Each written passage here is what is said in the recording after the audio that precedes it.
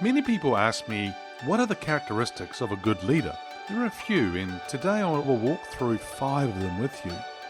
Now, lots of people don't know what a good or great leader looks like, and here's going to be 5 characteristics to look for in others to help you learn more about being a good leader. So let's discuss. Welcome to Leadership is Changing. Each week, we and our guests provide information and insights through exploring leading change. This is taking your leadership to another level by finding the balance between executive excellence and personal well-being through stories that inspire real change. It's time to adapt in our fast-moving world when leadership is changing with your host, Denis Gianoutsos. Hey there, listeners. Welcome to the Ask Dennis episode. This is a freestyle episode where I'm asked a question by our listeners, or I share my thoughts, experiences, and insights from working with many leaders around the globe. Now, leadership is a multifaceted role. It encompasses a whole range of different behaviors, skills, attributes that will inspire, motivate, and guide others towards achieving goals. Now, earlier on, I just said in my introduction that there are some characteristics that we'll look into that will help you look at others to learn what a good leader is. What do I mean by that is that sometimes we have good leaders around us, and what we should do is observe the good things and the not so good things that they do, and we should learn from that and start to apply those things in our different roles every single day. Now, why the specific qualities that make a good leader can vary depending on the context or the situation or the needs of their team. Certain characteristics tend to be like a universally recognized as essential for effective leadership. As I said, there is a strong list of characteristics, but I'm going to be sharing with you 5 of them. We'll dive into the 5 critical traits that every good leader should possess. They are decisiveness, trustworthiness, the empowerment of others, clear communication, and resilience. So let's start off with the first one, which is around decisiveness. At the heart of leadership is the ability to make decisions promptly and confidently, especially when you're under pressure.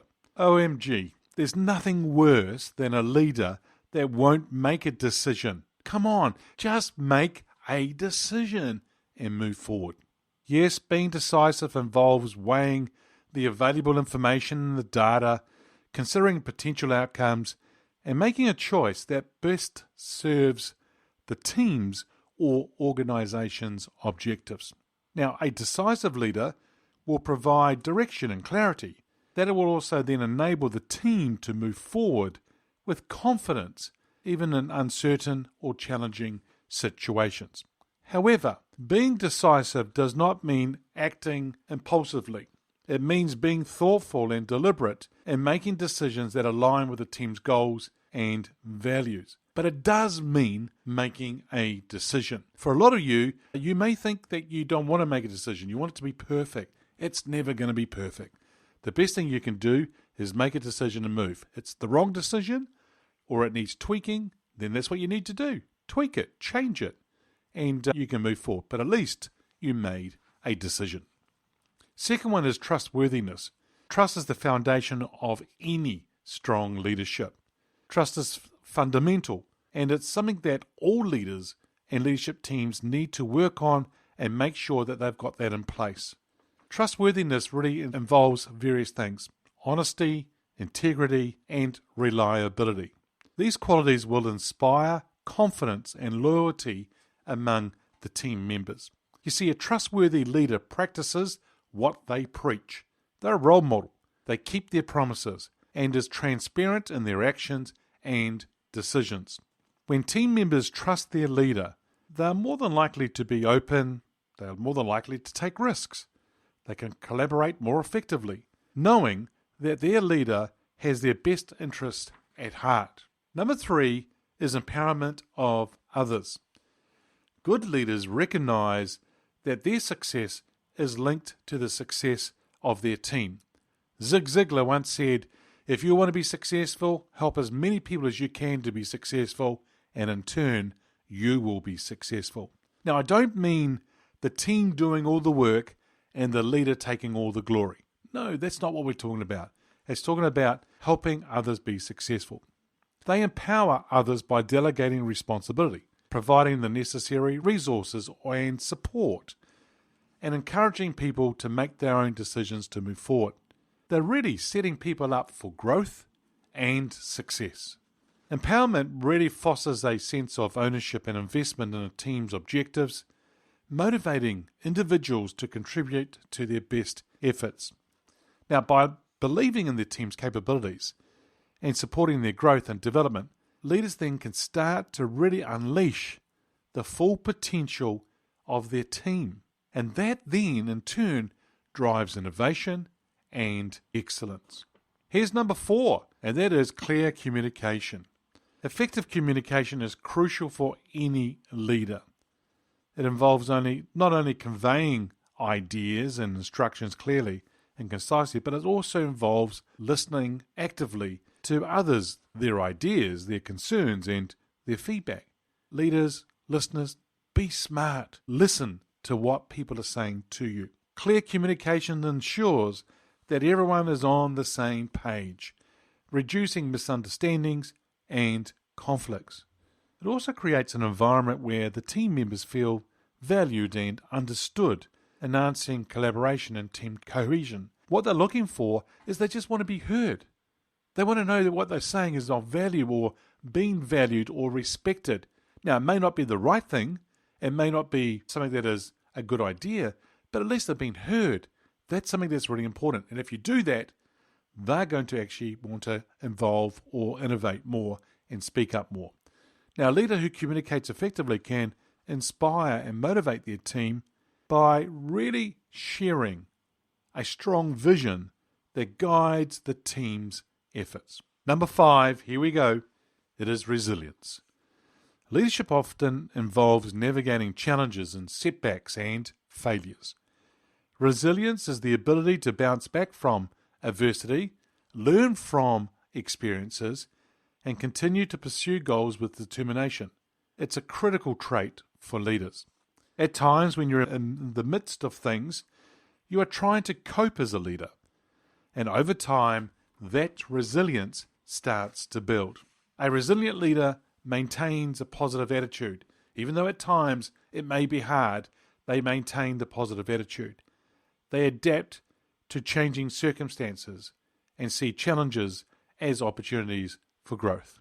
Now, by demonstrating resilience, leaders can instill a sense of hope, perseverance in their team, and encouraging them to overcome obstacles and achieve success despite the difficulties or the headwinds or the challenges they may be facing. You see, in conclusion here, what I really want to say here is that effective leadership is characterized by a combination of being decisive, trustworthiness, empowerment of others, clear communication, and resilient. Those leaders who can start to put these qualities in place can inspire and guide their teams to achieve remarkable results. They can actually start to foster an environment, create that environment of trust, collaboration, and innovation. And when you get those 3 things starting to happen in an organization, in a team, it is magic. It is awesome to see. Now, while you're developing all these traits, they're going to require effort. They're also going to require dedication. Now, the impact of good leadership extends way beyond individual success. And you're actually there to contribute to the growth and the success of the entire team. Hey, listeners, I've got an announcement to make. As you know, in the last 3.5 years, almost coming up to 4 years actually, I've created one of the world's leading leadership podcasts called Leadership is Changing. With well over 200 plus interviews, it's becoming one of the world's largest studies on leadership.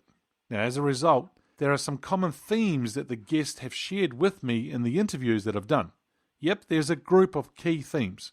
What we've gone and done is we've captured 10 of those key themes, and underneath them is 4 to 5 bullet points of 42 strategic insights from these leaders from around the world.